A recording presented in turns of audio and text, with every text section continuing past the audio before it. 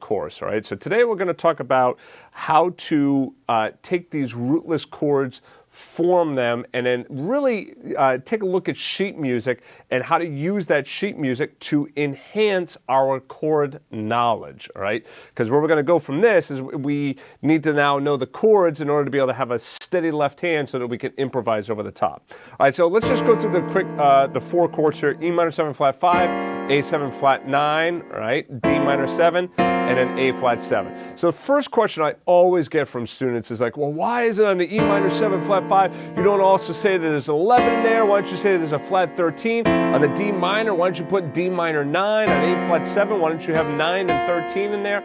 Because it clutters up the chord voicings, all right? Typical professional jazz musicians, when they're looking at chords like this, they already know if you have a flat 9, you're likely going to have a flat 13 in there, all right? They already know if you see a D minor 7, you're likely going to be adding in the 9th anyway. Same thing on the A flat 7. So as you learn these rootless chords, you just get to know which notes and tensions are going to be part of the chord. All right, so what I really want to focus on, though, is I want to focus on you seeing this chord voicing here, right? Seeing this E minor 7 flat 5 chord voicing, and then taking these notes out, all right, and then starting to analyze what's going on. So let's really just analyze what's going on here. So in this chord voicing, I'm playing the root, the 11th, the flatted 5th, and the 7th. And another way of looking at this is see how that's a chordal built on the root, right? So chordal built on the root. And I'm just adding in that flat 5.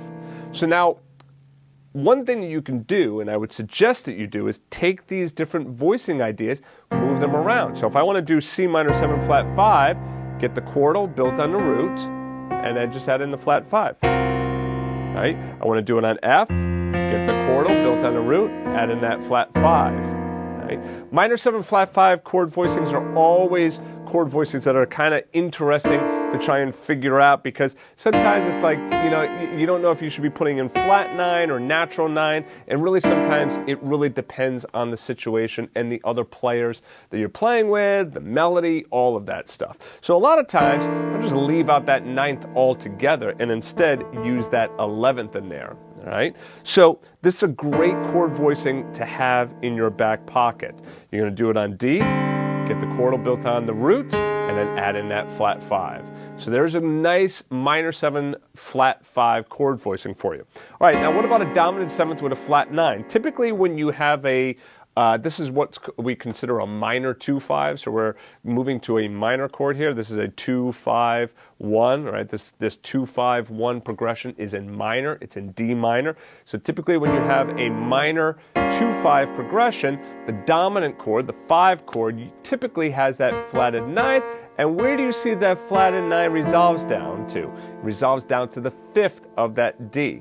Let me add some roots down here in the left hand. So E minor 7 flat 5. A7 flat 9, also with flat 13, okay? You could have natural 13 in there as well, but in this situation, I think the flat 13 sounds better. And then you see that flat 9 of the A7 resolves down to the 5th of that D, okay? Listen to what happens if you don't put the flat 9 in, right?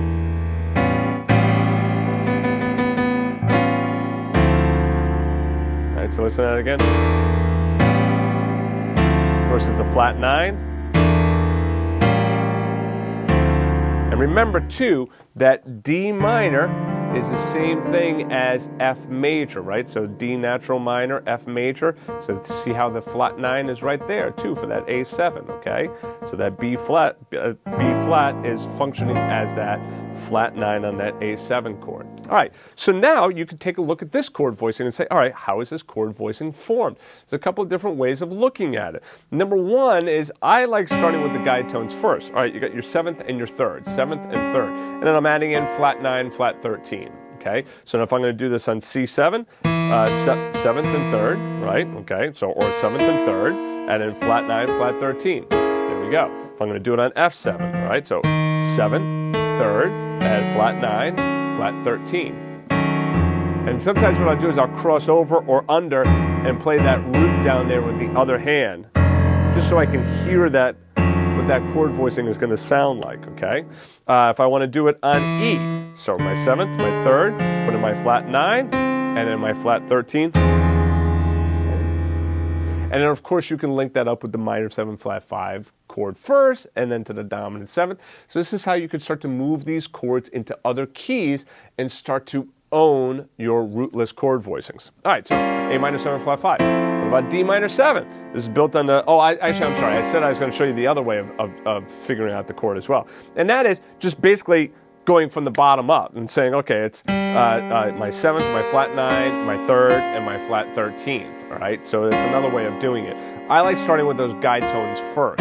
Same thing on D minor, 3rd and 7th, add in 5 and 9. I'm going to do it on C, 3rd and 7th, add in 5 and 9, all right? I'm going to do it on B flat, 3rd and 7th, add in 5 and 9, okay? There's B flat, okay? Now, understand, we're only doing one inversion right now of these chords. Typically, if we're going to do a different inversion, we just take the top 2 notes, okay, and then bring these down, okay?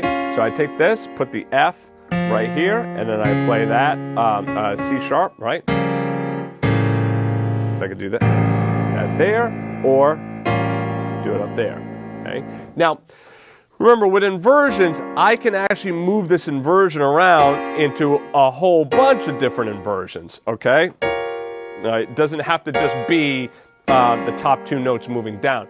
But typically, when doing like something like this, D minor 7, typically I would take those top 2 notes, move them down here, okay? Typically on these rootless chords, we typically use 2 different variants, an A form and a B form, okay?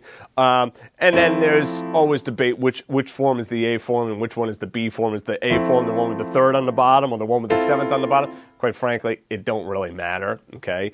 On the bandstand, no one is saying, oh, do the A form of a minor 7 chord, all right? No one ever says that, all right? So this is more for our own purposes, knowing that, oh, okay, there are 2 forms to these chords.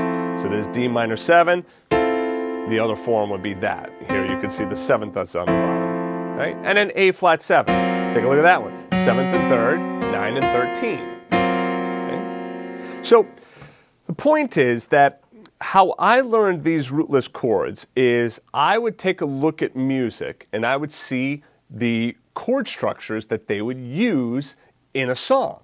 And then I would take that chord structure and I would move it around to other chords. So not just E minor 7 flat 5. I would do D minor 7 flat 5, G minor 7 flat 5, A minor 7 flat 5, F minor 7 flat 5, C minor 7 flat 5, right?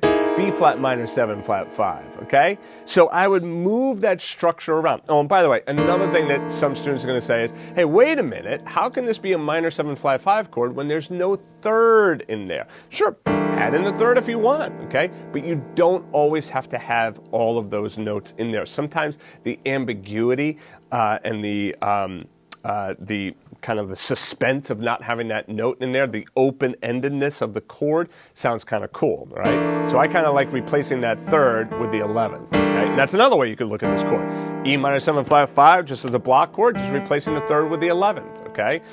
11, 4, that's another one too. Like, oh, do I call it 4? Do I call it 11? I got lessons on that, so I'm not going to like dive into that too deep right now. But in this case, I would consider it E minor with the 11th added versus the 4th, okay? Same note, all right? So, all right, so anyway, take these chord structures and move them around to some other chords. That's how you really start to master all of your different chords, right? Because if you don't, then you're always stuck having to read the chord or having to be given the chord voicing, and that's not a place that you want to be in. So a great exercise is take this chord voicing, so say a minor 7 flat 5 chord, and then say your dominant 7th chord. In fact, I'll give you these 2. I would say start with these 2 first, all right? Do the, do these 2 first. The minor 7 and the dominant 7th. I would start with those 2 chord voicings first. Why? Because they're super popular, all right? You'll find them all over the place. So get the minor 7 chord, all right, and get the dominant 7th chord. And then, well, the next chord in this progression that you don't see is G minor 7. All right, so how do you form a G minor 7 chord? Well, on D minor, it was 3, 5, 7, 9. Well, what if I did the same thing on G? 3, 5, 7, 9. Yeah, okay, cool. All right, so this G minor 7. Or I know I can also take those top two notes, move them down here, right? And then that's my other voicing. And I also know another way of looking at this minor 7 chord down here is rather than saying 3, 5, 7, 9, the third on the bottom, right? This one is with the 7th on the bottom. 7, 9, 3, 5. Okay? So learning the chord structure, learning how the rootless chord is formed, and then applying it to other chords, that's how you lock it in. Okay? Now, should you go around the circle of fifths, circle of fourths, stuff like that? Sure, if you want to. You might see that I have some videos on YouTube about why I think the circle of fifths is BS, all right? Circle of fifths is a great practice tool. Sure, you can use it for practice. But when it comes to practicality, all right, which is different than practice. There are things that we do in practice, but practicality, is that even practicality? Practically, all right? Our practical approach is that we want to apply these techniques to songs. So the best thing you could do is open up your real book, right? And pull out, your lead sheets of your songs and then go through and find all the minor 7 chords and then try doing your minor 7 chord voicing on each of those chords. Okay? Then find all the dominant 7th chords. Try doing your dominant 7th chord voicing on each of those chords. That's how you're going to lock in these techniques. All right? So that's a quick primer on your rootless chord voicings and how you could start to move and master these rootless chords. All right? So be sure to take a look at some of the other videos that I have. All right? So another one will be popping up. Take a look at that one. All right? And then I will see you on the site. Remember, check out Summer Piano Jam because these lessons on YouTube for Summer Piano Jam, they're going to be coming down and they're only going to be available on Summer Piano Jam. We're running a special up till June 21st, so make sure you take a look at that before this special ends. All right, I'll see you guys in the site.